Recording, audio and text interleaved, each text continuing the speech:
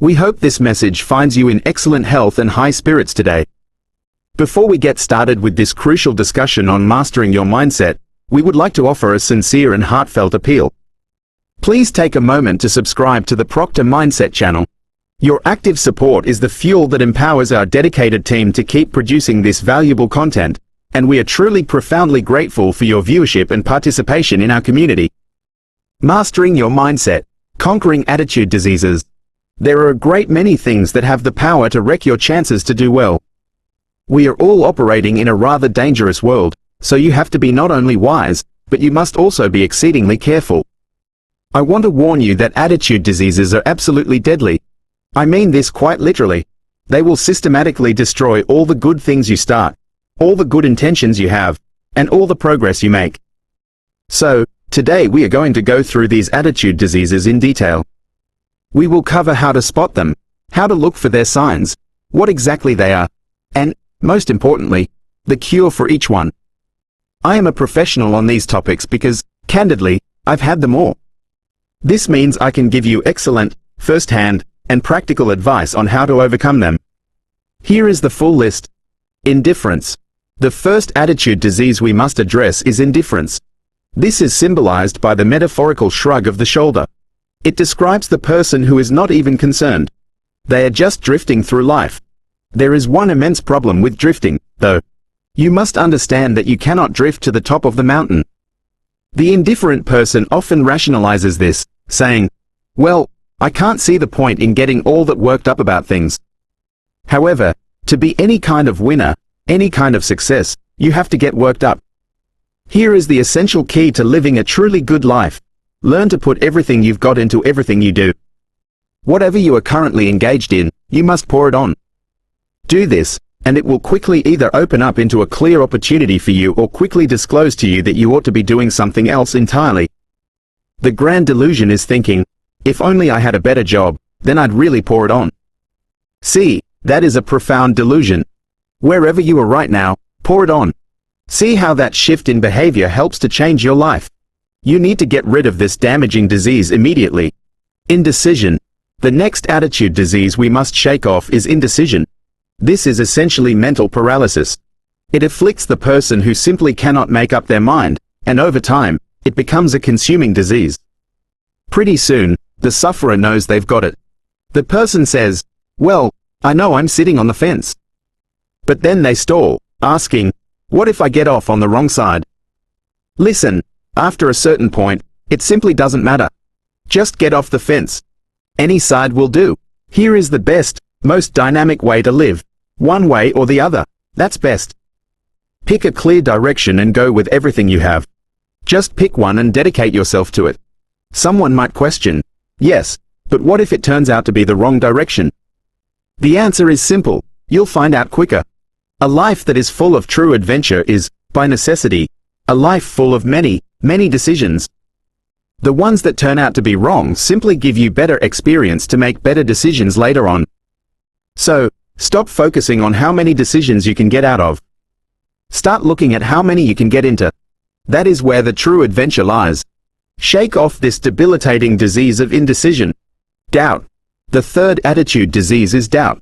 Doubt spreads like a plague, and one of the absolute worst forms is self-doubt. The individual afflicted doubts himself entirely. He doubts if his success will last that long. He doubts if he can do that well. He doubts if he can earn that much. He doubts if he can accomplish all that he dreams of. They become a chronic, excellent self-doubter. You can readily imagine what devastating damage that does to your future potential. So, here is the key to the cure. Turn this coin over and become a believer. There are many wonderful things in life to believe in, but one of the major, non-negotiable things is yourself. The understanding and appreciation of your own self-worth is the vital beginning of all progress. Worry. Now, if those first three attitudes haven't caught you, this next one certainly might. Worry. That is a truly devastating, all-consuming disease. Worry causes real health problems, social difficulties, personal setbacks, and family conflicts. It is utterly devastating. If you worry long enough, it will eventually drop you right to your knees. It could even reduce you to begging for relief. I know exactly how bad this one is because I used to suffer from it badly myself. I used to be known as a super warrior. No, not a super warrior on the battlefield, but a super warrior in my mind. My family sincerely wished I would have been a warrior. I've had to work hard to make up for those lost years. But I will tell you what, my best advice to you is to do what I finally did with worry. Give it up. Who needs it hanging around your life? I am absolutely not saying that it is easy to stop. I am saying, with certainty, that it is worth the fight. It took me almost an entire year to finally kick the worry habit out of my life. And I promise you, it was not an easy year. It was one of the toughest, most challenging years I ever spent. But I finally managed to get that monkey off my back. And what I discovered is that you could live the most incredible life entirely free of worry. Not free of challenge, not free of difficulty, but completely free of worry. I learned the process, and you can, too. Overcaution. Here is the next attitude disease to look out for: overcaution. Some people will simply never have much in life because they are too cautious. Now, one can definitely be too reckless, of course, but equally, you can be too cautious. This condition is what is often called the timid approach to life. For me, the great barrier was always risk. Risk used to drive me right up the wall with anxiety. I would constantly say, what if this terrible thing happens? This is a core part of the language of the poor. What if this happens? And on top of that, if this terrible thing were to happen, look at the fix I'd be in. I had better not even try. I could always successfully talk myself out of taking any action. Then, I will tell you the simple realization that changed my whole life when I finally grasped it. It is all risky. The very minute you were born, the entire process got risky. If you genuinely think that trying something new is risky, then wait until they hand you the bill for not trying at all. If you think that investing your money is risky, then just wait until you get the tab for not investing. See, it is all inherently risky. Getting married is risky. Having children is risky. Starting a business is risky. Investing your money is risky. It is all risky. I'll tell you how risky life is. You are not going to get out of it alive. That is the ultimate risk. The Englishman often says, well, if that's the way it's going to work out anyway, let's give it a go. Right? That's what life is for. Give it a proper go. Someone looking for excuses says, yeah, but I'm purely looking for safety and security. Fine. Then huddle yourself deep in a corner. We'll cover you with a sheet, bring you 3 meals a day, and we'll protect you, feed you, look after you, and care for you. We won't let anything happen to you, and you'll probably live to be 100 years old. The guy then has to admit, well, yes, I'd live to be 100, but what a profoundly dull way to live. What an unadventurous way to live, safe and secure. Stop asking life for security. Start asking for adventure. It is infinitely better to live 30 years full of rich adventure than 100 years safe, hidden in a corner. Pessimism. Here is the next attitude disease on our list. We're almost through with this critically important summary. In fact, we are nearly finished now. Please hang on just a moment longer. The next devastating disease is pessimism. Pessimism. It is the deadly disease of always looking on the bad side. It is the problem side, the difficult side. It's checking all the reasons why something simply can't be done. The poor pessimist leads an ugly life, doesn't he? He doesn't try to figure out what's right. He only tries to figure out what's wrong. He doesn't look for virtue. Instead, he looks for faults. And when he finds them, he is absolutely delighted. How truly ugly that is. This is the poor person who looks through the window and, instead of seeing the beautiful sunset, he only sees the specks and dust right there on the window pane. And this is the poor guy, right, who rushes up, takes such leave of his senses. This guy rushes up and he says, I've got 5 good reasons why it won't work. He's so utterly dumb, he doesn't even know that all he needs is one single reason. Yet he's got 5. To the pessimist, the glass is always half empty. To the optimist, the glass is half full. Why would the same measure, the same quantity, affect people in 2 completely different ways? The answer is this: it all depends on how you look at it. Our lives are mostly affected by the way we think things are, not the way they are in reality. The way we think they are is what truly affects us most. There is a whole subject that we don't have time to get into deeply tonight, which is called better thinking habits. One of the major things Mr. Scherf taught me when I first met him, he said, poor thinking habits keep most people poor. It's not poor working habits. Most people actually work quite hard, but they just don't think hard enough. And Mr. Scherf taught me that the mind is like a factory, a mental factory. Whatever you think about all day long pours ingredients right into this mental factory.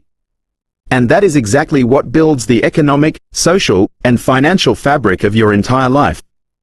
As you think, so you become. How absolutely awesome is that? When he talked about poor thinking habits, he absolutely had my attention. I used to start the day by reading the morning newspaper. I mean, you can believe that or not. I'd get a cup of coffee and I would read the paper. I'd load up on wars and riots and murders and stabbings and killings and bank robberies and muggings and car wrecks and all sorts of tragedies. I'd even read the back pages. I seemed to like that sort of stuff for some weird reason. I'd load up on all that negativity, and then I'd start the day. You can imagine the kind of days I used to have. You walk around on your financial knees. They call you an economic pee-wee.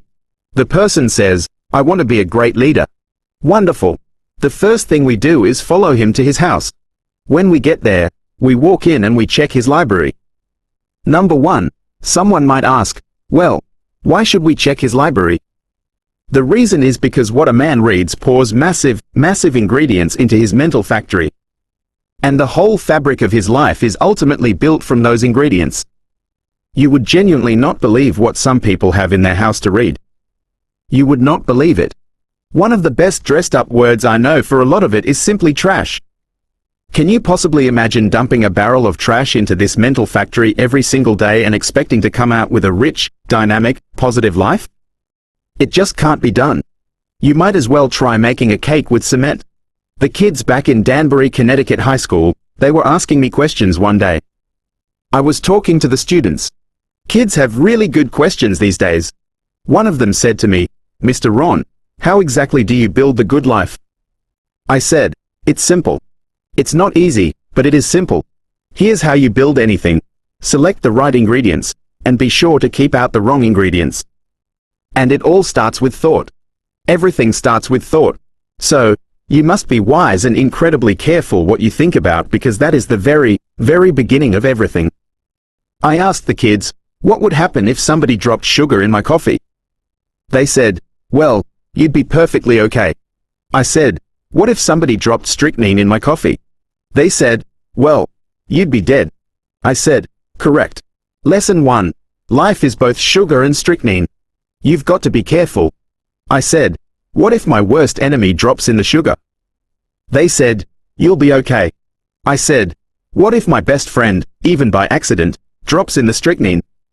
They said, well, you'd be dead. I said, correct. Lesson 2. Watch your coffee. You've got to be extremely careful.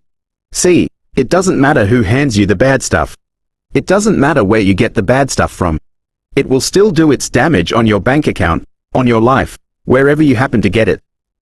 Mr. Scherf gave me one of the greatest phrases when I first met him, when he said, Jim, every day, stand guard at the door of your mind. How tremendously important that is. Stand guard at the door of your mind and you decide what goes into your mental factory. Don't let anybody just dump anything they want to into your mental factory because, ultimately, you are the one who has to live with the results. Okay, here is the last disease, and then we are through with this list. The last subject is very brief.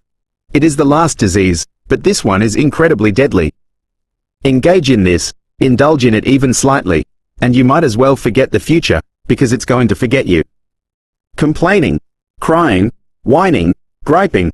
There is a Bible word for it, called murmuring. See, that will entirely ace your future. Spend 5 minutes complaining and you have effectively wasted 5 minutes. And you may have begun what is known as the economic cancer of the bone. Surely, they will soon haul you off into a financial desert and there let you choke on the dust of your own regret. I hope I phrased that well enough so you won't forget it. It is a deadly disease. Just be on the lookout for the things that can destroy all the good you start. The war is on. And this evening, and tomorrow, mentally, personally, socially, and economically, You have to make absolutely certain you're winning the war. And this is all a crucial part of it. If you want to keep winning the war for a better mindset, then make sure you subscribe to the Proctor Mindset channel right now. We are here to help you stand guard at the door of your mind every single day. Quote,